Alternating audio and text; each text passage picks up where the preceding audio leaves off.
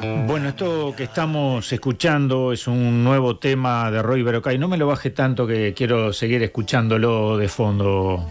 Y esto es porque hoy se inaugura el sitio de memoria ex cárcel de Cabildo, un lugar que fuera de reclusión de mujeres entre 1968 y 1977. Allí se encontraba la Congregación del Buen Pastor, con la que luego se firmó un comodato para acceder al lugar y comenzar su restauración bajo el amparo de la ley 19.641 de 2018, que creó precisamente los lugares de memoria. Este proceso llevó años, contó con el apoyo de sindicatos, podemos citar el caso del Zunca, de Aute y también del municipio B. Previamente, en marzo de 2017, la Comisión Especial de otra ley, 18.596, señalizaba con una placa ese lugar como homenaje y reparación de las víctimas.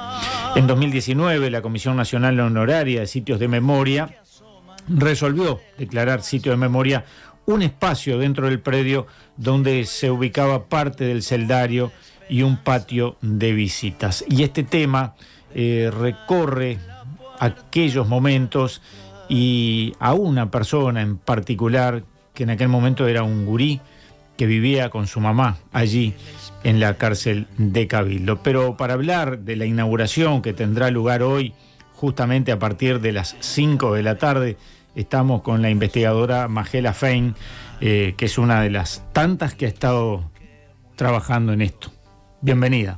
Muchas gracias a todos ustedes. Bueno, permiso. Sí. Ahí.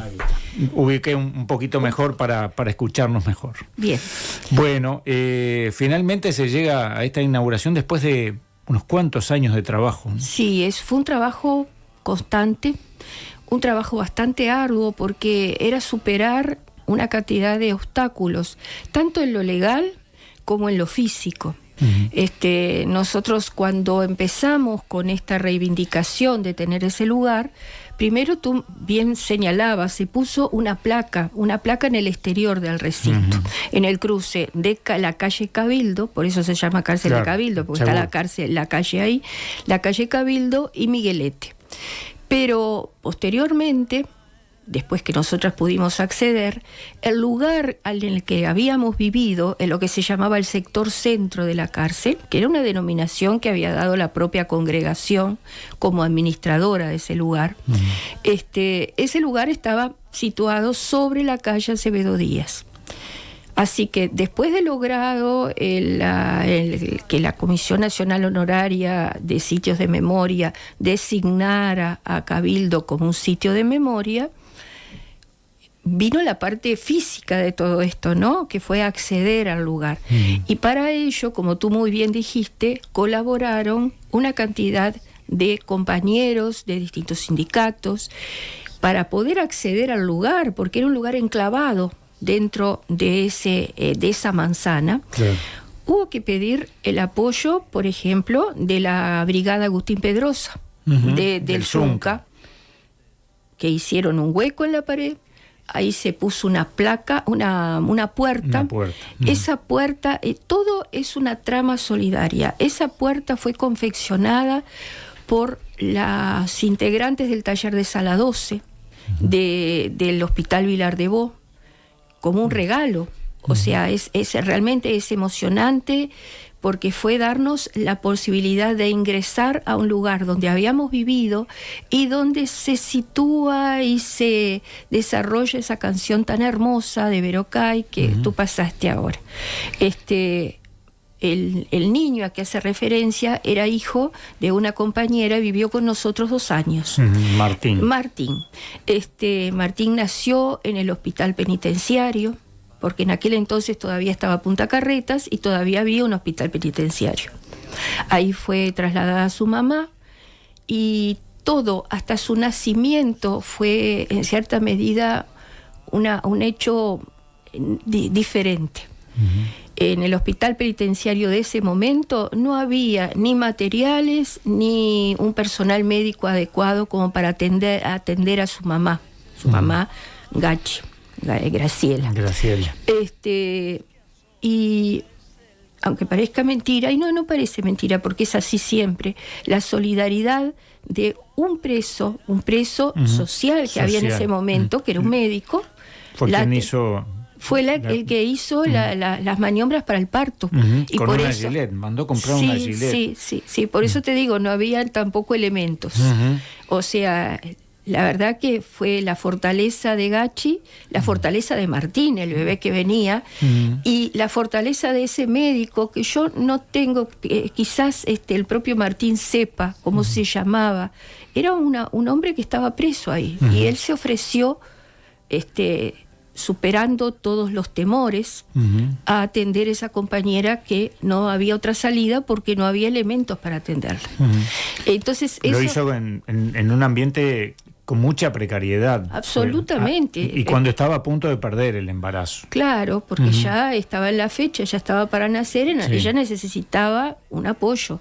Yo lo cuento de esa manera para que se vea hasta dónde llegan las líneas o la búsqueda de solidaridad y la solidaridad que se brinda desde distintos ámbitos, sectores, distintos ámbitos. Sí, yo te escuchaba decir más de una vez donde vivimos, podríamos decir sobrevivimos. Sí, pero nosotros, sí, en realidad si uno lo mira objetivamente es sobrevivimos, pero nosotros vivíamos ahí. Claro. Eso es una parte de nuestra vida, es una parte muy importante. Éramos mujeres muy jóvenes.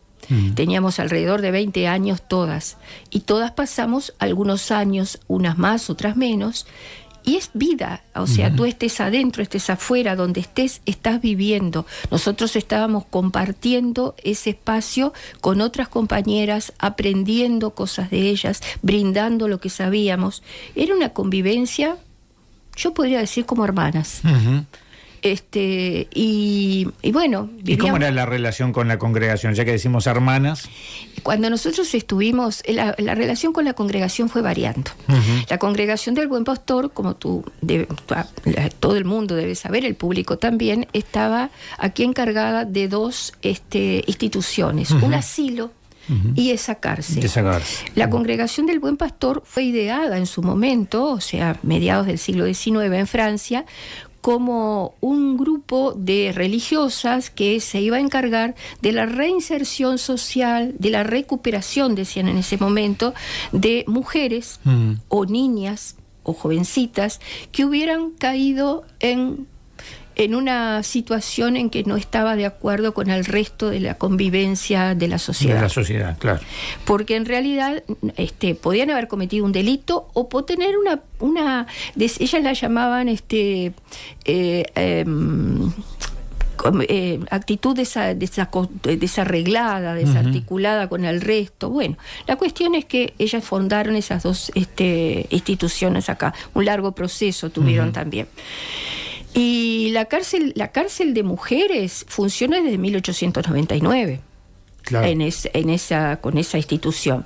En el momento en que empiezan a ser apresadas compañeras, ellas, el primer grupo, en cierta medida, seleccionadas en cierta forma por las hermanas del Buen Pastor, se instalaron en un lugar que se llamaba sector centro de observación. Entonces, ese sector centro, en realidad, ellas vivían, había 2 o 3 presas sociales que convivían con ellas, eran muy poquitas al principio, pero luego sucedió una fuga, ¿verdad? El 8 de marzo del 70. Bueno, y ya en ese momento entonces... No fue la única fuga, ¿no? No, la otra es en el año 71, ¿verdad? El 30 de julio del 71.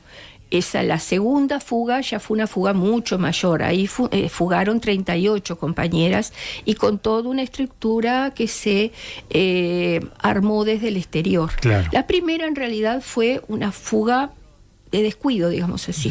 Fueron a la iglesia y salieron por la puerta principal de la iglesia. Allí las estarían esperando, pero la verdad es que fue un acto que sorprendió a la congregación que nunca habían tenido una situación de esa magnitud. Claro. Situaciones siempre con las presas sociales habían tenido, pero no de esa magnitud. Bueno, la cosa es que a pesar de todo eso, la congregación siguió ocupándose, pero ya con la intervención de la Dirección General de Institutos Penales. Claro. Pues de forma tal de que estuvieran bajo la custodia de personal de la Dirección de Penales. Y bueno, o sea que la relación con la congregación en ese momento era así. Y luego, ahora, después de determinado que Cabildo iba a ser un sitio de memoria, también fue buena el acuerdo. Nosotros planteamos de que eso era una ley y las hermanas lo aceptaron y determinaron que ese espacio que había sido nuestra casa, como ella decía, de su casa, bueno, pasar a nuestra propia administración. Claro. Y bueno, hemos firmado con ellas un contrato de comodato.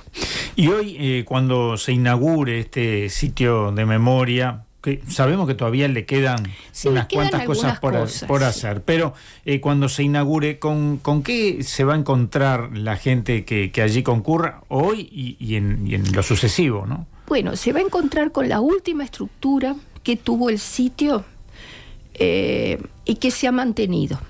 Porque yo te comunicaba, te decía de que en realidad del lugar que nosotros nos fuimos hubo ciertas variaciones edilicias, pero que sigue manteniendo el mismo aspecto de celdario que tuvo con nosotras.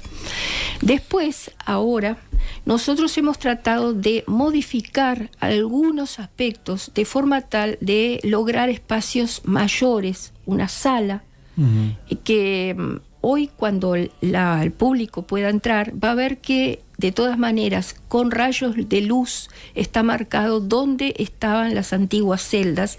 Eran 3 celdas que se bajó una pared de forma tal de que ese aspecto, el aspecto es el mismo a través de la luz, pero permite el ingreso de un mayor número de personas, para poder llevar adelante lo que es nuestra idea de que debe ser un sitio de memoria. Yo te decía que la idea es proyectarse en actividades para la comunidad, como en círculos concéntricos, para el barrio, porque somos parte de ese barrio, ¿no? O sea, estamos ahí a unas cuadras de 3 Cruces, para el barrio, para la ciudad toda, para el país todo, y más allá, porque de hecho hasta ahora hemos recibido visitas que son puntuales. Hemos recibido visitas no solamente del entorno, sino gente que ha venido del exterior a conocer el lugar. Entonces, la idea es que tengamos un espacio físico donde poder nuclear esas visitas. Y por eso es que la verdad que tuvimos que sacrificar, digamos así, esos tres espacios, y los marcamos de todas maneras para que se vea lo pequeño que era ese lugar. Eran celdas que tenían 3 metros por 2 metros y algo, 2 metros 40. Y ahí convivíamos 4 personas. Esas celdas teníamos aparte todo lo que fuera la parte de lavabo y la parte de... teníamos que hacer nuestras necesidades delante de las compañeras.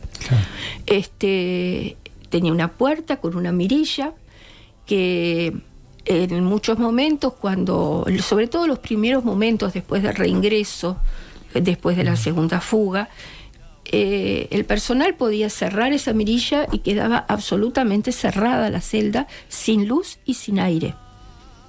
El aire que estuviera adentro, pero quiere decir, no tenían acceso a la renovación del aire. Y con reglas muy estrictas. Tan estrictas fueron que en un determinado momento, y aún en democracia, porque estamos hablando del 30 de enero del año 1972, hubo allí una zonada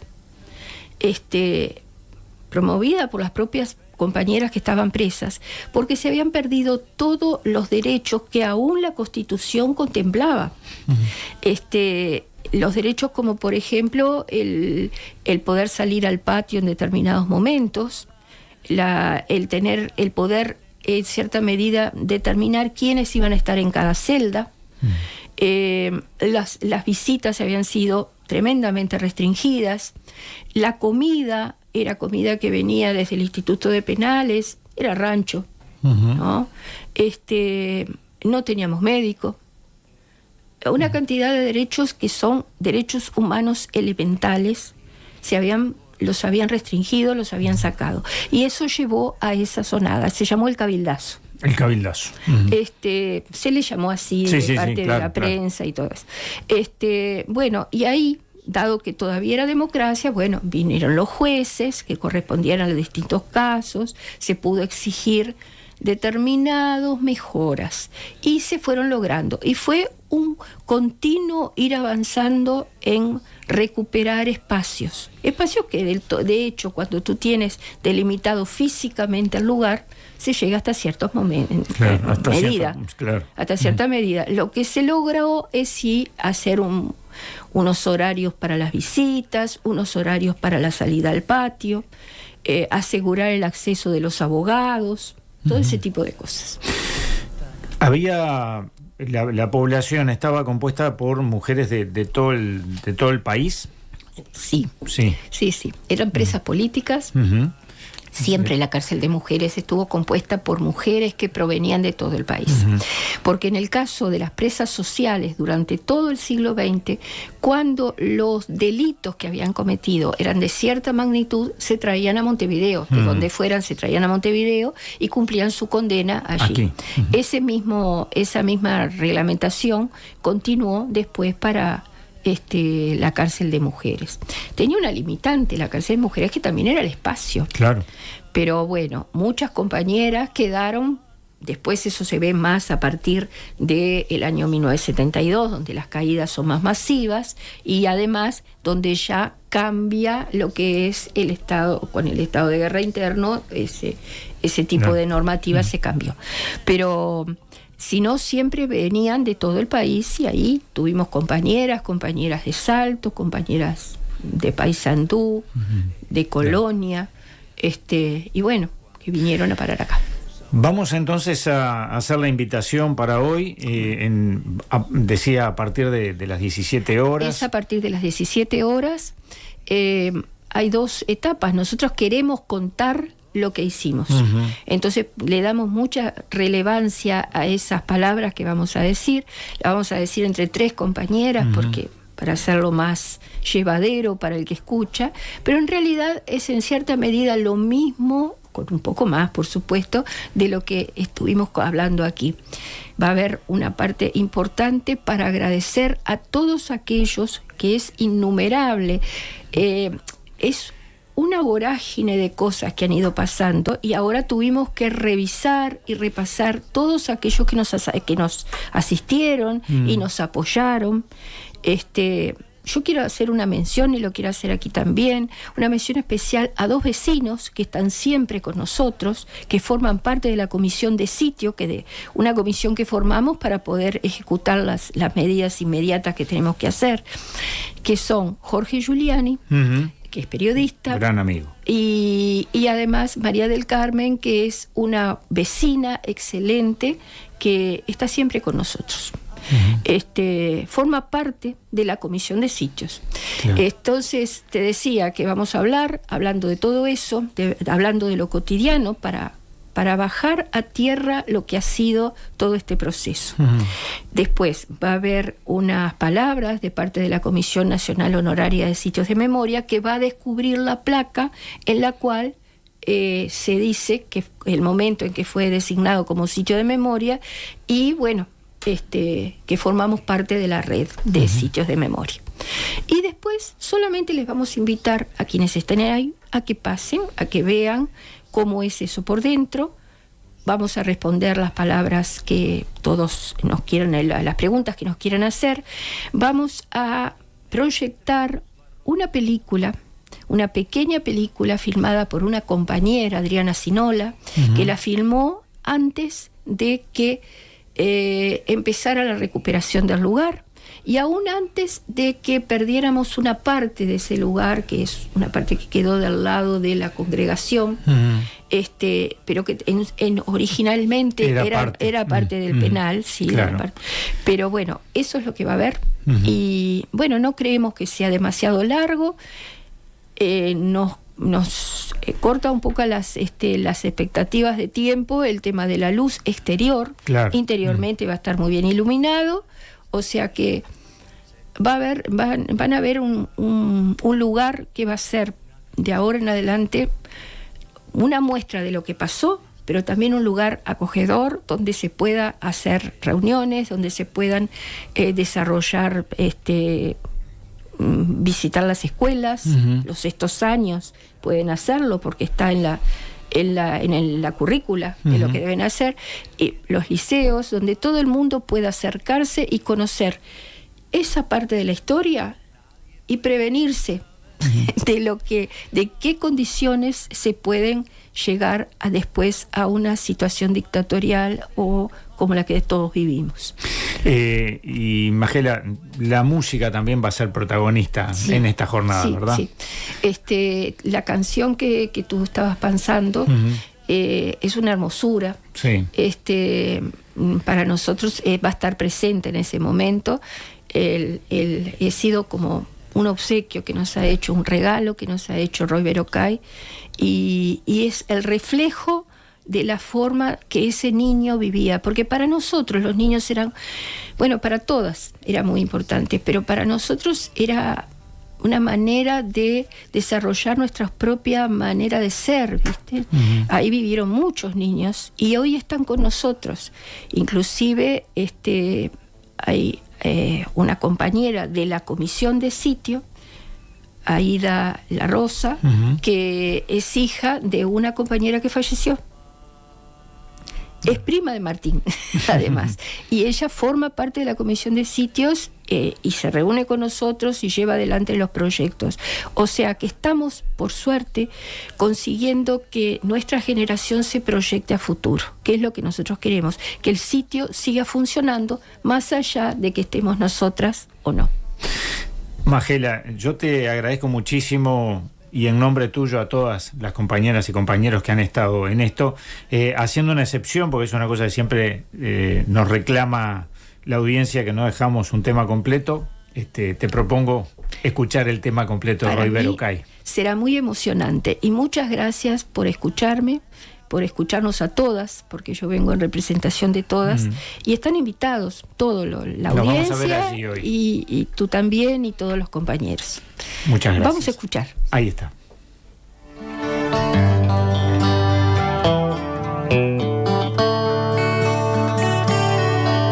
Pequeños pies que corren, retumbando en el cemento. Ellas lo ven pasar como en un sueño. El sol que se cuela